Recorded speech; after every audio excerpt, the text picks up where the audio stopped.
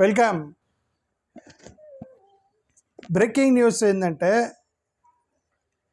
Israel prime minister బతికున్నాడా చనిపోయాడా అనేటువంటి ఒక news వస్తుంది. ఎందుకు ఇజ్రాయేలీ ప్రైమ్ మినిస్టర్ అంటే నేను ఇక్కడ కూర్చొని కరెంటు పోయింది అందుకని ఇక్కడ కూర్చొని మాట్లాడుతున్నాను అవుట్డోర్ లైట్ తోటి. Iran Islamic revolutionary guard corp IRGC అంటారు. Iran's Islamic revolutionary guard corp వీళ్ళు అటాక్ చేశారట. ఎక్కడ? Prime minister Benjamin Netanyahu's office మీద అటాక్ చేశామని అఫీషియల్గా క్లెయిమ్ చేశారు వాళ్ళు. అంటే అమెరికా ఇజ్రాయెల్ కలిపి ఇరాన్ టాప్ లీడర్ అంటే యాక్చువల్ ప్రెసిడెంట్ కాదు, ఆ టాప్ లీడర్ ఉంటాడు కదా, చనిపోయినటువంటి ఖమేనీ ఎవరైతే ఉన్నారో అతను స్పిరిచువల్ లీడర్ అనమాట. అతను కింద ప్రైమ్ మినిస్టర్ పనిచేస్తాడు. జనరల్గా ఏ దేశంలోనైనా సరే ప్రైమ్ మినిస్టరే టాప్ పొజిషన్లో ఉంటాడు కదా, అధ్యక్షుడు ప్రెసిడెంట్ టాప్ పొజిషన్లో ఉంటాడు కదా, ప్రెసిడెంట్ తర్వాత ప్రైమ్ మినిస్టర్ ఆ తర్వాత అట్టుంటారు కదా. ఇరాన్లో టాప్ పొజిషన్లో అతను ఉంటాడు, నాయకుడు ఉంటాడు, ఇస్లామిక్ నాయకుడు అనమాట అతను. ఇప్పుడు ఖమేనీ గారిని చంపేశారు, అతను టాప్ లీడర్. అతని కింద అధ్యక్షుడు పనిచేస్తాడు. President of Iran will work under him. Okay, ప్రెసిడెంట్కి పైన ఉన్నవాడు టాప్ పొజిషన్లో ఉన్నాడంట. అతన్ని చంపేశారు. అతన్ని చంపేస్తే ఇప్పుడు వీళ్ళు ఇస్లామిక్ రెవల్యూషనరీ గార్డ్ కార్ప్స్ వీళ్ళు కరెక్ట్గా బెంజమిన్ నెతన్యాహు ఆఫీస్ మీద దాడి చేశాము అని ఇది Israeli air force head quarters మీద ప్లస్ బెంజమిన్ దాని మీద దాడి చేశామని ఇప్పుడే జస్ట్ ఒక హాఫ్ అన్ అవర్ క్రితం వాళ్ళ సోషల్ మీడియాలో పోస్ట్ చేశారు వాళ్ళు. ఇప్పుడు అనుమానం వస్తుంది బెంజమిన్ ఎక్కడ ఉన్నారు. ఒకవేళ కనుక బెంజమిన్ నెతన్యాహు అతను ఆఫీస్ మీద దాడి చేసినప్పుడు ఆఫీస్లో ఉంటే ఇప్పుడు ఆయన బతికున్నాడా చనిపోయాడా అనేటువంటి కొత్త రూమర్ వచ్చేస్తుంది సోషల్ మీడియాలో. బెంజమిన్ ఎక్కడున్నాడు ఇప్పుడు అనేది ఇజ్రాయేలీ ప్రైమ్ మినిస్టర్. ఇది ఒక పెద్ద షాకింగ్ న్యూస్ సర్క్యులేట్ అవుతుంది. అయితే ఇట్లా దాడి చేశారు అన్న విషయం కానీ బెంజమిన్ ఎక్కడున్నాడు అని కానీ అఫీషియల్గా ఇజ్రాయెల్ నుంచి కానీ ఎలాంటి స్టేట్మెంట్ రాలా.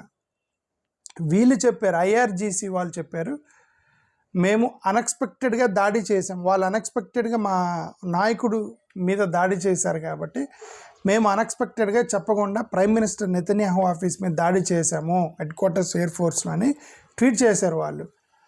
ఇప్పుడు అందరికి డౌట్ వస్తుంది, కొమ్మదేసి నెతన్యాహుకి ఏమైనా ఇప్పుడు ఇతను ఆఫీస్లో ఉన్నప్పుడు దాడి చేసినప్పుడు ఇతను చనిపోయాడు, ఇప్పుడు అతను ఆఫీస్లో ఉన్నప్పుడు చేశారా లేదంటే అక్కడైనా బంకర్లా ఉన్నాడు, ఈయన చంపేశాను కాబట్టి నా మీద అటాక్ చేస్తారని అతను ఊహించి దాక్కున్నాడా ఎవరికీ తెలియదు. ఓకే, బట్ ఎక్కడున్నాడు బెంజమిన్ అనేది ఇప్పుడు అందరికి అనుమానం వస్తుంది, తిరుగుతుంది సోషల్ మీడియాలో బెంజమిన్కి ఏమైందని.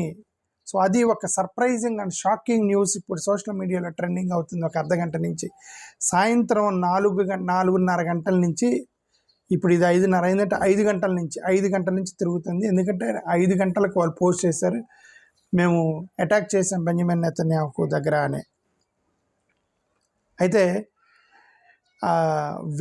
వెరిఫైడ్ సోర్సెస్ అయితే only Iran's revolutionary guards confirm చేశారు కానీ ఇజ్రాయేలీ వాళ్ళు కన్ఫర్మ్ చేయలేదు. ఇంటర్నేషనల్ మీడియా వాళ్ళు కూడా కన్ఫర్మ్ చేయాలి. ఇంటర్నేషనల్ మీడియా వాళ్ళు ఏం చేస్తున్నారంటే వాళ్ళు ఇలా దాడి చేసామని చెప్పారు తప్ప దాంట్లో బెంజమిన్ నెతన్యాహు ఉన్నాడు, ఆయన చనిపోయాడు అనేది వాళ్ళు ఇంకా కన్ఫర్మ్ చేయాలి. వాళ్ళు కూడా వెతుకుతున్నారు ఏమన్నా అయిందా అతనికి అనేది.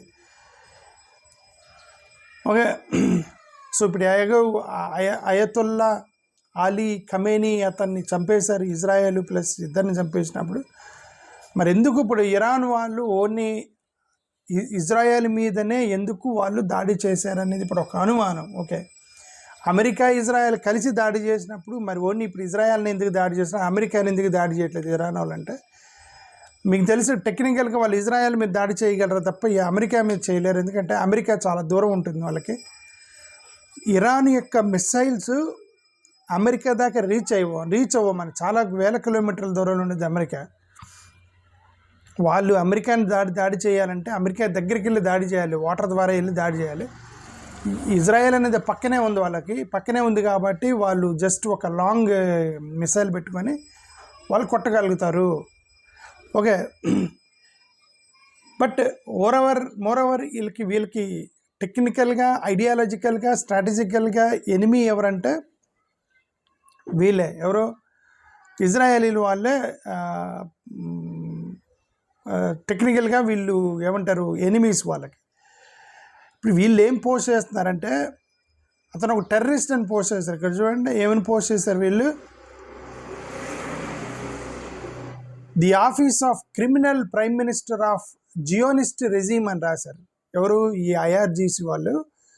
The office of the criminal prime minister of the Zionist regime and the headquarters of the regime's Air Force commander were targeted, the guards said in a statement carried by farce news agency. ఈ farce news agency వాళ్ళు ఆ న్యూస్ని carry చేశారు. Okay, prime minister Netanyahu ఒక criminal, అతను Zionist అంటే మరి కొద్దిగా బైబిల్ తెలిసిన వాళ్ళకి అర్థమైంది. అది సియోను అనేది, ఇప్పుడు ఆ సియోను కొండ మీద ఇప్పుడు అంతా కూడా దానికోసం వీళ్ళకి ముస్లిమ్స్ క్రిస్టియన్స్ గొడవ, యూదులు క్రిస్టియన్స్ గొడవ. అది సియోను కొండ ఒకటి ఉండేది. ఓకే, ఆ ప్లేస్ ఇజ్రాయెల్ ప్లేస్ దగ్గర. ఇప్పుడు అది మాది అని వాళ్ళు వారసత్వం కొట్టుకుంటున్నారు కదా అది. సో ఈ Zionist regime criminal prime minister head quarters మీద దాడి చేసామని వీళ్ళు చెప్పారనమాట. అయితే మరి అమెరికాను కొట్టాలంటే వాళ్ళు మిసైల్ రేంజ్ అక్కడ దాకా పోదు. మోరోవర్ ఈ కన్ఫ్లిక్ట్లో కూడా వాళ్ళు అమెరికా వాళ్ళు ఏమంత డైరెక్ట్గా లేరు. కన్ఫ్లిక్ట్లో అమెరికా వాళ్ళు డైరెక్ట్గా లేరు. వాళ్ళు వెనక్కి సపోర్ట్ చేసామని చెప్తున్నారు కానీ డైరెక్ట్ లేరు. ఇజ్రాయేలీ ఆపరేషన్ సపోర్ట్ చేశారు వీళ్ళు. బట్ స్ట్రాటజిక్గా అమెరికాని కదిలిస్తే వాళ్ళకి చాలా నష్టం ఉండేది. ఎందుకంటే వాళ్ళు ఇక భయంకరంగా దాడి చేశారంటే మరీ ప్రమాదంలో పడతారు. కాబట్టి ఇజ్రాయెల్ మీదనే దాడి చేశాము అని వాళ్ళు చెప్తున్నారు. అమెరికా జోలికి వెళ్ళలేదని. బట్ ఇప్పుడు ఇజ్రాయెల్కి సపోర్ట్ చేసే దేశాలు గల్ఫ్ దేశాలే చాలా ఉన్నాయి. ఇప్పుడు ఇజ్రాయెల్, అమెరికా, యాక్చువల్గా వీళ్ళందరూ అమెరికాకి సపోర్ట్ చేస్తున్నారు, ఇజ్రాయెల్ కాదు. ఎందుకంటే అమెరికా చెప్పినట్టు వినేటువంటి కొన్ని గల్ఫ్ అరబ్ కంట్రీస్ ఉన్నాయి అక్కడ. అమెరికా చెప్పినటువంటి వాళ్ళు అక్కడ ఇస్లామిక్ స్టేట్లు అయినటువంటి ఇరాను, ఇరాక్, పాకిస్తాను వాళ్ళ మాట వినరన్నమాట వీళ్ళు. అమెరికా చెప్పినట్టు వింటారు వీళ్ళంతా. ఎవరు? గల్ఫ్ అరబ్ కంట్రీస్ కొన్ని ఏమేంటి? Bahrain, Jordan, Kuwait, Saudi Arabia, Qatar, United Arab Emirates. Bahrain, Jordan, Kuwait, Saudi Arabia, Qatar, United Arab Emirates Muslim countries ఇవన్నీ. అయినప్పటికీ కూడా వీళ్ళు అమెరికాకి సపోర్ట్ చేస్తారు, వీళ్ళు ఇస్లామిక్ సపోర్ట్ చేయరు. యూరోపియన్ సంబంధించినటువంటి వాళ్ళు ఎలాగూ ఇప్పుడు ఫ్రాన్స్, జర్మనీ, యూకే, యూరోపియన్స్ ఎవరైతే ఉన్నారో వాళ్ళు ఎలాగో అమెరికాకి సపోర్ట్ చేస్తారు. ఓకే, వాళ్ళు ఆల్రెడీ ఖండించారు, ఇరాన్ని ఖండించారు, ఇరాన్ అటాక్ చేస్తుందని. సో ఇలా చాలా సపోర్ట్ చేస్తున్నారు. బట్ వాళ్ళకి సపోర్ట్ చేసే వాళ్ళు ఉంటారు కదా, రష్యా మీద 2 పెద్ద దేశాలు ఇరాన్ని సపోర్ట్ చేస్తున్నాయి. ఒకటి రష్యా, చైనా, వీళ్ళిద్దరు కూడా. ఎందుకంటే అమెరికా కోపం వీళ్ళకి, రష్యాకి చైనాకి అమెరికా అంటే కోపం. సో వాళ్ళు ఇరాన్కి సపోర్ట్ చేస్తున్నారు ఇప్పుడు, చైనా వాళ్ళు, రష్యా వాళ్ళు. బట్ కొన్ని ఇప్పుడు అక్కడ ఉన్నటువంటి Hezbollah, Houthi movement, Yemen, Pakistan వీళ్ళు ఎలాగూ వాళ్ళకి సపోర్ట్ చేస్తారు ఇరాన్ వాళ్ళకి. ఎందుకంటే వాళ్ళు ఇస్లామిక్ దానిలో ఉంటారు కాబట్టి.